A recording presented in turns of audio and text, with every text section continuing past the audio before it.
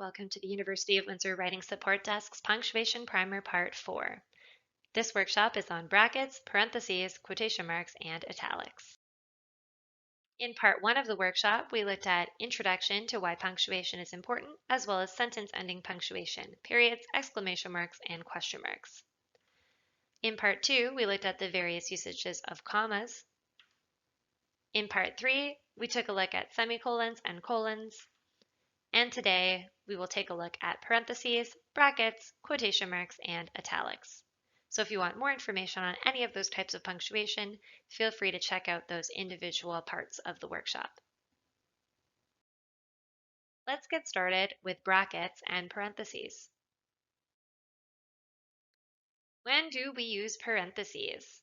We've got a couple instances here for parenthetical information and for in-text citations in certain styles. Parenthetical information you might remember from the portion of the workshop about commas, because that's actually a more commonly used punctuation in order to offset this type of information, even though it's called parenthetical information. It's got the word parentheses right there. So I've got my example here again. My black cat is named Lucky. And if I wanted to add an interjection of parenthetical information, I might say, my black cat parentheses, which I adopted on Friday the 13th, parentheses, is named Lucky. Again, the sentence functions whether I get rid of the which I adopted on Friday the 13th or not. I could just have my black cat is named Lucky and the sentence would be completely fine. What comes in the parentheses is additional non-essential information. However, as we saw in the comma workshop, it's more common to say my black cat, comma, which I adopted on Friday the 13th, comma, is named Lucky. This is because parentheses are sometimes considered informal to use in this way. And they can also be confusing if we have in-text citations that also use parentheses. So using commas for this purpose is generally preferred. You might also occasionally see dashes being used for this purpose. For the second use of parentheses, you'll see them in in-text citations in styles such as MLA, APA, ASA, and others. Here we have Audre Lorde. Lorde, 1984, writes, quote, "The master's tools will never dismantle the master's house," end quote, page 120.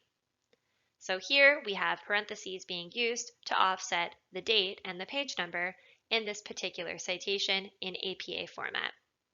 If you want more information on how to do citations in APA, MLA, or other formats, please check out our workshops on different citation formats available on our Blackboard page.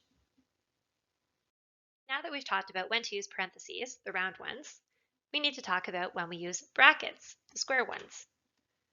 And we use these for perspective shifts, unclear pronouns, and expletives. Another usage for them would be in certain citation formats, such as IEEE, when they are used to surround the number of the citation. And again, if you want more information about how to do citations and referencing in different formats, including IEEE, check out our workshops on Blackboard. Square brackets, as we will discuss today, can be used to change words in a direct quote and show the reader that we've changed them. The first reason we'd have to do this is in the case of a perspective shift. Mindy Kaling explains that if she is at a boring party, she, quote, will put some cookies in her jacket pocket and leave without saying goodbye, end quote. So here, obviously, this was a quote that was in the first person, and Mindy Kaling was talking about herself. So she would not have said her jacket pocket. She would have said my jacket pocket. However, if I'm a news reporter and I'm writing about what Mindy Kaling said, I need to switch it to her to keep the sentence in the third person. I can't just switch it to her because that was not the word she used. So I need to show that I've switched the word and use square brackets to do so. So when you see those square brackets in a direct quote, it's generally because a word or words have been changed. Another reason we might want to use square brackets to change a word or words in a quote is when a pronoun is unclear because we don't have the context. Here we have, Coach Brown said that, quote, aside from missing practice, Iverson hasn't been a problem. In this case, we can assume that Coach Brown said he hasn't been a problem. However, if the reader doesn't have the context, they may not know who he is. So the writer of this sentence has inserted the word Iverson in the square brackets for clarity, to show who Coach Brown is talking about. The pronoun he was not clear enough. And again, because this word has been changed, we need to show that it has been changed, and that's where the square brackets come in. Finally, in the case of expletives or curse words, it may not be appropriate to use the direct quote from the source. So here we have former Prime Minister Pierre Trudeau once told a member of Parliament to, quote, go fuddle-duddle. The implication being that he did not actually say fuddle-duddle, but this is how it was reported in some sources because they did not consider his actual language to be appropriate. And this is going to be dependent on what type of work you're writing, your discipline, the context of the writing, and who you're quoting and why. However, it just goes to show that occasionally people will use square brackets to replace expletives with a word or phrase that implies what was said but is not exactly what was said. And again, because those words are being changed, we need to use the square brackets to show. We are also going to talk about quotation marks and italics. And italics are not necessarily a piece of punctuation, but they do go hand in hand with quotation marks. When do we use double quotation marks? There's two instances here. Usually when we have a direct quote, as we saw just in the slides before, or in the titles of short works. So for example, as Groucho Marx says, quote, I don't want to belong to any club that will accept people like me as a member, end quote. So this is a direct quote from Groucho Marx, and we've got quotation marks at the beginning and at the end to show where it starts and ends. We also use quotation marks to show the titles of short works. So Grande's 2018 song, quote, No Tears Left to Cry, end quote, is an examination of compassion fatigue. So here, No Tears Left to Cry is the name of a song. It is a short work that is part of a larger work, an album, and it would appear in double quotes. Short works would also include things like poems, short stories. We also might include chapter titles from books in short works, as well as journal article titles, as opposed to the title of the journal that contains many articles. So if it is a short work that is contained by a larger work, we would put the title in quotation marks, and we use the double quotation marks to do so. Single quotation marks are a little bit more difficult in that they can vary depending on your discipline and on the context, as well as the style guide that you're using. They can be used to question perspectives, to introduce terms, to discuss signifiers, and to frame idioms. But they're not set standards, so we always want to check in with our instructor's preferences for the use of single quotation marks if we feel the need to use them. Questioning perspectives would include what people often call scare quotes or finger quotes. According to research, I'm not, quote, normal. So we're questioning the perspective of what exactly does normal mean. To introduce terms, we might say something like having eyebrows on fleek means they must be impeccably groomed. So we're showing that on fleek is a term that the reader might not be familiar with that we are introducing or defining here. Words as signifiers is when we're talking about the word as it functions as a word. For example, if we have this paragraph, it looks a little bit confusing. What is a word made up of 4 letters yet is made up of 3 although is written with 8 letters, etc., etc. However, once we insert those single quotation marks, we can see that we're talking about the word what is a word made up of 4 letters. Yet, the word yet is made up of 3. The word although is written with 8 letters. The word then is with 4.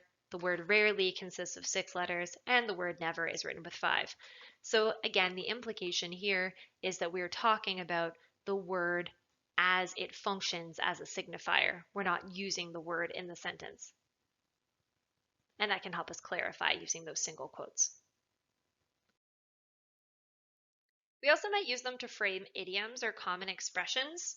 So as the saying goes, you should never look a gift horse in the mouth.